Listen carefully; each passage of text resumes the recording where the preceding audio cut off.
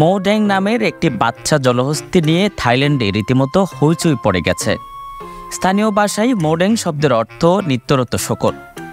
2 মাস বয়সী এই জলহস্তীকে দেখতে দেশের অন্যতম পর্যটন শহর পাতায়ার কাছে একটি চিড়িয়াখানাতে ছুটে যাচ্ছেন সবাই। তার গোলাপি গাল আর দুষ্টুমি নজর কেড়েছে সকলের।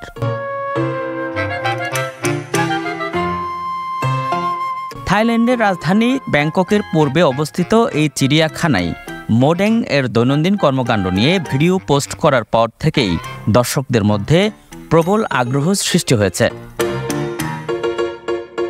কখনো আঙ্গুর খাচ্ছে, কখনো মাটিতে গড়াগড়ি দিচ্ছে, আবার কখনো সূর্যের প্রখর তাপে জলে ডুব দিচ্ছে। সামাজিক যোগাযোগ মাধ্যমে দেখা গেছে তার দেখাশোনা করার সময় সে মাঝে মাঝে তার তত্ত্বাবধায়কদের হাঁটু চিবিয়ে দিতে পছন্দ করেন। এই ধরনের মজার ভিডিওগুলো ইতিমধ্যে কয়েক মিলিয়ন ভিউ পেয়েছে। কাও খেউ ওপেন চিড়িয়াখানার পরিচালক নারং উইথ সংবাদ মাধ্যমকে জানিয়েছেন, মোডেংয়ের প্রাকৃতিক মাধুর্য এবং তার আচরণই পর্যটকদের আকৃষ্ট করছে। তার কারণেই চিড়িয়াখানার দর্শকদের সংখ্যা 30% পর্যন্ত বৃদ্ধি পেয়েছে বলে জানান তিনি। মোডেংয়ের অনলাইন খ্যাতি চিড়িয়াখানার দর্শকদের চেয়েও বেশি। তার একটি বিশেষ ভিডিওতে দেখা যায় সে হাই তুলছে এবং তার তত্ত্বাবধায়ক তার থুতনি চুলকাচ্ছে। ভিডিওটি 5.8 মিলিয়ন ভিউ পেয়েছে। মোডেংয়ের টিকটক অ্যাকাউন্টে এখন ফলোয়ার সংখ্যা 26 লক্ষেরও বেশি। মোডেং নামের অর্থ লাফানো শকর, যা জনপ্রিয় থাই খাবারের নাম থেকে নেওয়া হয়েছে।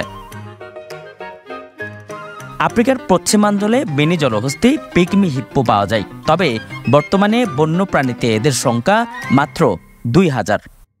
প্রধানত লাইবেরিয়া, সিয়েরা লিওন, গিনি ও আইভরি কোস্টে এদের দেখা যায়। বর্তমানে পিগমি জলহস্তীকে সংরক্ষিত প্রাণী হিসেবে ধরা হয়।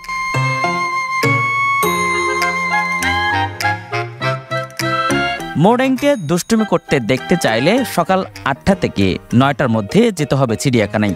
এছাড়াও দুপুরবেলায় তার মা যখন খাবার খায় তখনও মোডেংয়ের দুষ্টু কর্মকাণ্ড উপভোগ করা যায়, কারণ সে সবসময় মায়ের সাথে ঘুরতে পছন্দ করে। তাহলে আর দেরি কেন, আজই ঘুরে আসুন নাদুস নদুস ছোট্ট এই তারকার দুনিয়া থেকে। কিন্তু আপনার হাতে পাসপোর্ট আর ভিসা আছে তো? News desk, Penua news.